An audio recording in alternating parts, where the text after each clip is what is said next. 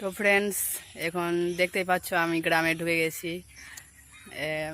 এখনই বাড়ি চলে আসবো। আমি গ্রামে ঢুকে গেছি, দেখতেই পাচ্ছ আমাদের গ্রাম। আমার বাড়ি এইদিকে আছে, সামনের দিকে। আর 2-3 সেকেন্ডে হয়তো বাড়ি ঢুকে যাব।